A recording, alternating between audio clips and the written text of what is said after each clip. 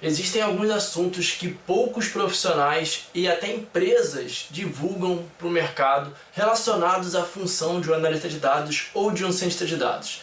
O que eu vou trazer nesse vídeo para vocês vai mudar completamente a percepção que vocês podem ter em relação à profissão de análise e ciência de dados. Então fica comigo aqui até o final do vídeo e vamos lá!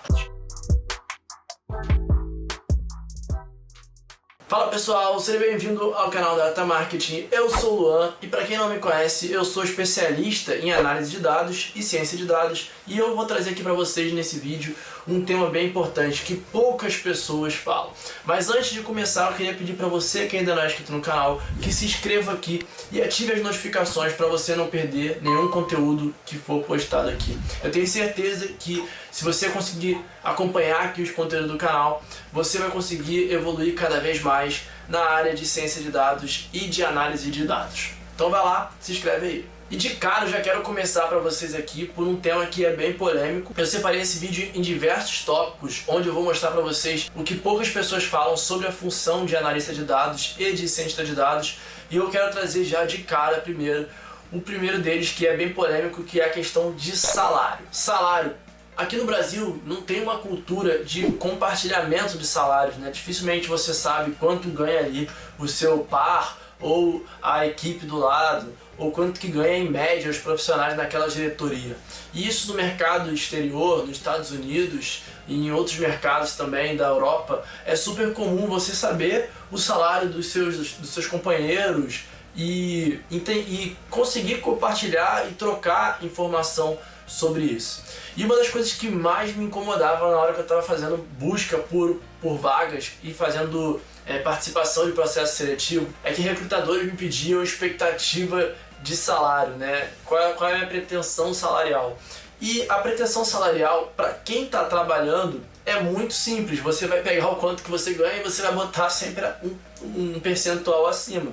Geralmente 20% ou 30% acima, dependendo do caso. Mas para quem não está trabalhando ou para quem está vindo de uma outra área, fica extremamente complicado passar uma pretensão salarial. E aí eu queria compartilhar com vocês rapidamente a forma como que eu uso para poder solucionar esse problema. Como eu consigo descobrir o salário de uma proposta de emprego que está sendo feita no momento dessa abordagem do recrutador. Então vou lá que eu vou mostrar para vocês aqui rapidinho. Eu estou aqui no site Glassdoor. Para quem não conhecia esse site, ele é um site de vagas, mas também é um site onde a gente consegue ter acesso aos salários e às funções dos profissionais que trabalham em diversas empresas, tá? Eu vou deixar o link na descrição depois, se você quiser, entre nesse link, porque eu acho que ele é bem útil. Antigamente essa funcionalidade ela era através do site Love Mondays e a Glassdoor comprou e agrupou essa funcionalidade de visualização de salários dentro dela.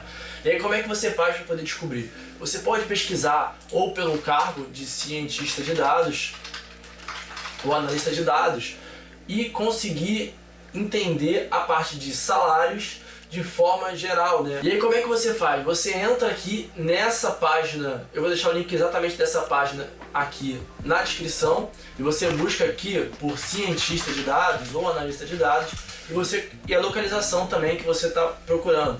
E ele traz aqui uma média de salário de cientista de dados do Rio de Janeiro, que é onde eu moro, né? E eu tenho aqui uma média de R$ 8.200 por mês. E aqui eu tenho as empresas que estão fornecendo os dados para essas médias. Então em algumas você vai ver que é um pouco mais alto, como aqui na Globo, que é 9.9. Em outras você vai ver que é um pouco mais baixo, como é o caso aqui da Radix. E você consegue ver também quantos salários estão fornecendo aquela média. Então eu vou entrar aqui no caso da Globo e vou ver aqui 10 salários sobre todas as localizações. Mas aqui ele te diz exatamente o que compõe aquela média de 9.9 que você estava visualizando. Então aqui no caso são 6 salários, a média está aqui e você consegue ver a distribuição. Tem alguma galera aqui, 25% que ganha acima de 11 mil e tem aqui 25% que ganham abaixo de 8, a média está aqui em 9.9. E você pode fazer essa busca por cargo, como eu falei, ou vocês podem buscar também por empresa. Aqui eu tenho algumas recomendações dos cargos semelhantes em outras empresas, mas você pode buscar aqui, ao invés de salário, eu vou buscar aqui, por exemplo, a empresa Avivo, né? E vou fazer aqui a busca. E aqui ele vai me trazer diversos cargos, né, relacionados a essa empresa. Eu vou entrar aqui na empresa e vou vir aqui na parte de salários. E aqui estão todos os cargos aonde eu vou pesquisar aqui, por exemplo, o analista de dados, no caso. Analista de dados e encontrar salário. E aqui ele está me trazendo o salário, só que anualizado, né? Basta você dividir por 12 ali e você consegue ter uma média mensal esperada para aquele cargo. E o interessante é que quando você está fazendo um processo seletivo, geralmente você tem exatamente o cargo que está sendo ofertado, tá? E aí você pode pesquisar por esse cargo aqui e ver ali e conseguir traçar uma expectativa. Importante falar que esses salários aqui são fornecidos pelos usuários da plataforma. Então, para você entrar aqui nessa seção e conseguir visualizar os salários, você precisa fazer um cadastro e carregar algumas informações. A partir disso, você consegue ter acesso aos dados de salário dessas empresas, tá? E eu já fiz a comparação aqui em empresas que eu já trabalhei e fica muito próximo. Então, utilizem esse recurso e vocês nunca mais precisarão ter que passar uma pretensão salarial bem abaixo daquilo que está sendo ofertado e nem muito acima para poder ficar de fora do processo. Um outro ponto que eu queria trazer para vocês e que é bem polêmico é porque a área de dados também tem os seus altos e baixos. A maior parte do tempo é muito bacana você conseguir analisar os dados, trazer insights, fazer com que pessoas tomem decisão com base no estudo que você montou. Mas o trabalho não é só isso. Em alguns cenários você terá que fazer alguma atividade ou outra que não tem tanto relação direta com a área de dados. Como por exemplo, muitas reuniões ou para poder entender a necessidade do cliente, fazer algumas apresentações, utilizar o Excel para poder fazer alguns acompanhamentos ou reportes. E nem todo mundo está muito disposto a fazer essas outras atividades. Mas o que eu queria falar para vocês é que é super normal e toda profissão tem os seus altos e baixos, tem coisas que você não vai gostar de fazer e tem outras coisas que você vai gostar de fazer. O que não pode ser é que a maioria das coisas que você tem que fazer seja pior do que as poucas coisas boas que você faz. Na área de análise de dados, na área de ciência de dados, eu gosto da maioria das atividades, muitas atividades mesmo, e eu tenho plena ciência de que tem uma atividade ou outra ali que você vai acabar tendo que fazer porque faz parte do cargo, faz parte da função e não necessariamente é algo que você gosta. Então esse é o principal ponto que eu queria trazer para vocês e que poucas pessoas têm coragem de falar, tá? Então tenha muito claro isso em mente e esteja disposto para poder fazer essas outras pequenas atividades que você não vai estar ali com vontade de fazer, tá? Faz parte, é super normal. E além desses, ainda tem mais 4 pontos que são bem importantes, que poucas pessoas falam. O próximo que eu quero trazer para vocês é o trabalho remoto. É muito bom você poder trabalhar remoto, não se deparar com trânsito ou conseguir ter mais tempo para fazer outras atividades, por não gastar tempo com deslocamento, conseguir almoçar um pouco mais rápido, algumas coisas nesse sentido. É muito bom e eu espero que eu não volte a trabalhar fisicamente nem tão cedo, né? Que eu consiga trabalhar remoto o máximo de tempo possível, porque a minha produtividade aumenta absurdamente. Mas como tudo na vida, como eu falei, a gente tem o lado bom e tem o lado ruim. O lado ruim é que para algumas atividades, o analista de dados ele precisa de fazer esse contato com a área cliente para entender a necessidade.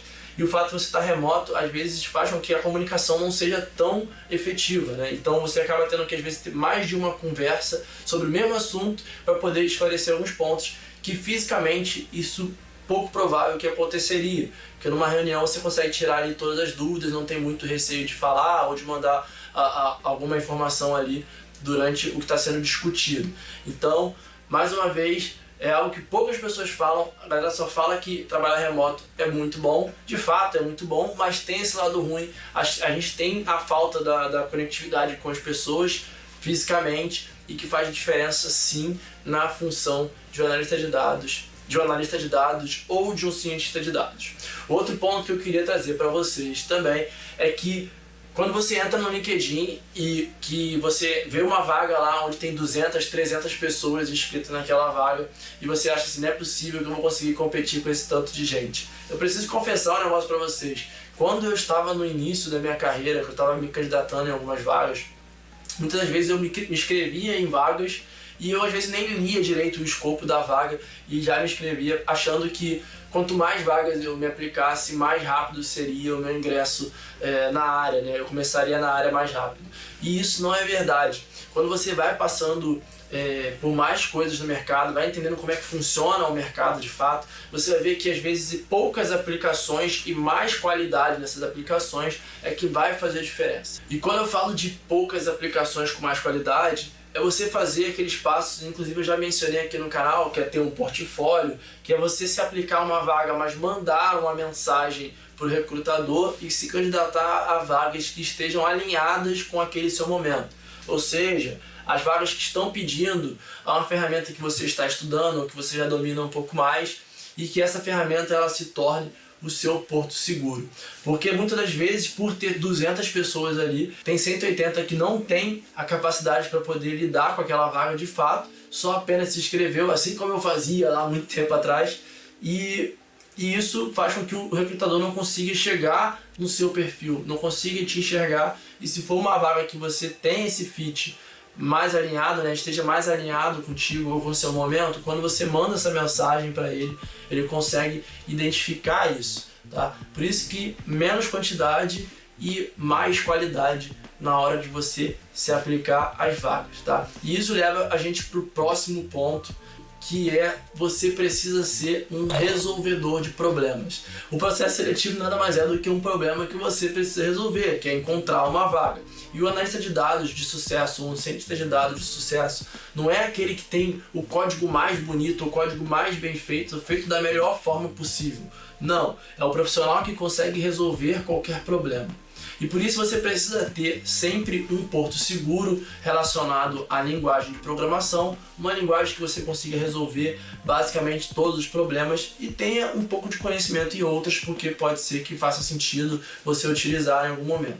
Então, se eu tiver que recomendar para vocês aqui, tenha um porto seguro, ou Python, ou conheça muito de Python e conheça um pouco de SQL, ou conheça muito de SQL e conheça um pouco de Python. E as outras linguagens seriam linguagens ali que poderiam te ajudar de alguma forma, mas essas são as que mais têm oferta de emprego e de demanda também pelas empresas. As empresas elas estão procurando muitos profissionais que entendam bastante dessas linguagens, principalmente consiga resolver problemas. E no processo seletivo, se te perguntarem qual é o seu ponto forte e você falar que você é um baita resolvedor de problemas, isso vai fazer muita diferença. Então não se atentem a querer fazer o melhor código possível. Se vocês não se sentirem ainda preparados para poder se candidatar numa vaga, se candidatem, testem esse seu conhecimento e comece a trabalhar a forma de como que você consegue resolver problemas.